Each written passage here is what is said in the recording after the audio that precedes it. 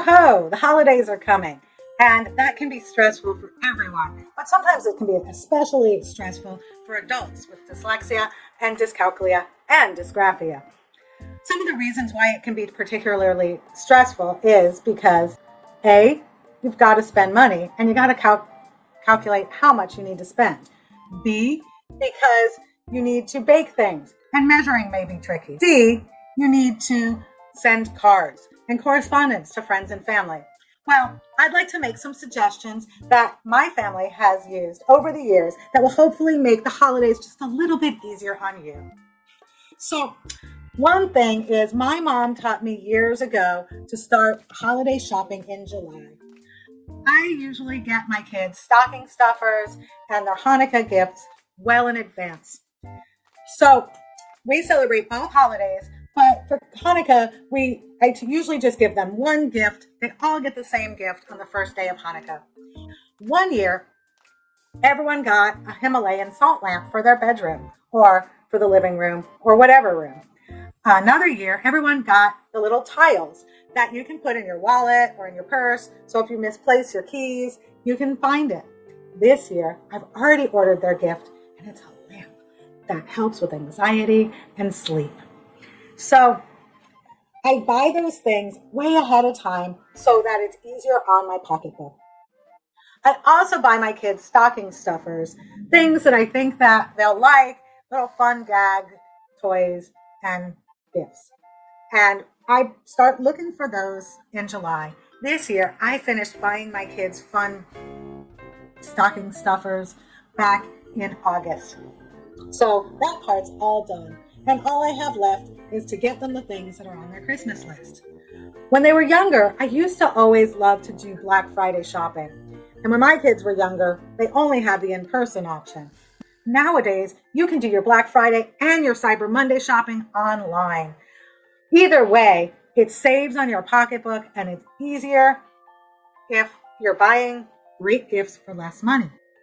Another wonderful thing about being able to do your shopping online is you can figure out how much everything's going to cost ahead of time. And you don't have to feel like you're holding people up in line trying to add everything up. I have a list with all of my loved ones' names on it. And then under that, I will write down how much things cost and add it up so that I know I stay within my budget. So those are my tips for gift giving. Another issue can be Christmas cards or holiday letters. These days, people don't send them quite as often. So that's not as much of a stress. And you can send them electronically, which means you can write one message and copy and paste. You know, one great tip I have for writing things for both people with dyslexia and dysgraphia is I like to use Google Translate.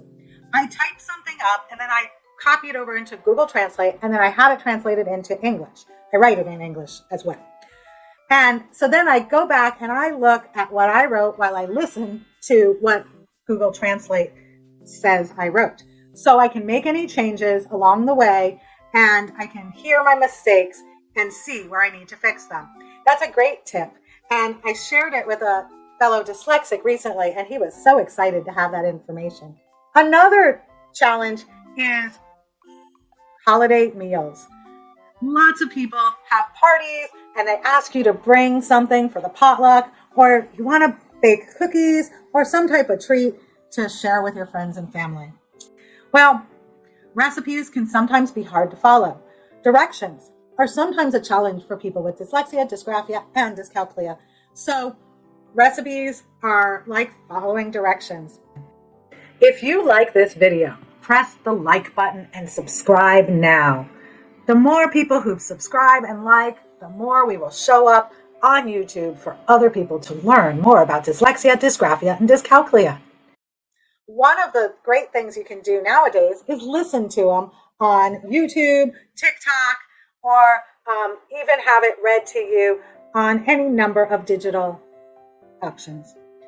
If you want to use something from a book, you might want to copy it on a copy machine and then enlarge the part that tells you what to do, where it says how much how many measurements you need, and also the cooking instructions. The reason why it can be helpful if you print it out is because then you can either highlight as you go along or put a check mark or an X so you know that you've added that ingredient. And you can always have a family member cook or bake with you who they might have dyslexia too, or maybe they don't.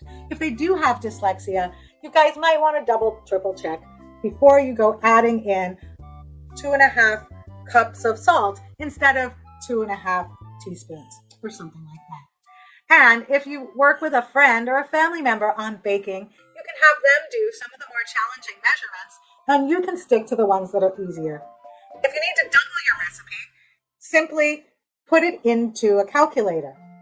So if it's 2/3 of a cup, then you're going to put that in your calculator and figure out the answer and write it down on your piece of paper. So a really important tip I'd like to give, which my mother, who has dyslexia, had trouble with, is turkey takes a long time to cook. So don't throw your turkey in the oven just a couple of hours before it's time to eat. It needs 30 minutes for every pound. The average turkey that I buy is about 15 pounds. So that's several hours. If I had my calculator on me, I'd do the math. Oh, I do.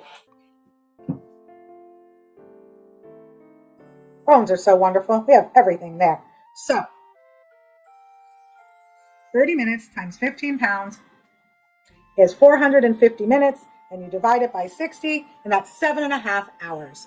So if you're planning on eating turkey dinner at 4 p.m., that means you need to count back 7.5 hours to have your dinner ready right on time.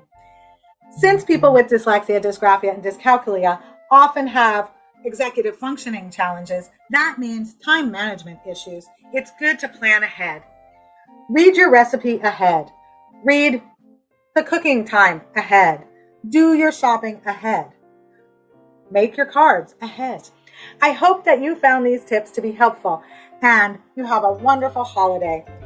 Please subscribe to our YouTube channel and check out all of our Vlogmas posts that we will be sharing the whole month of December.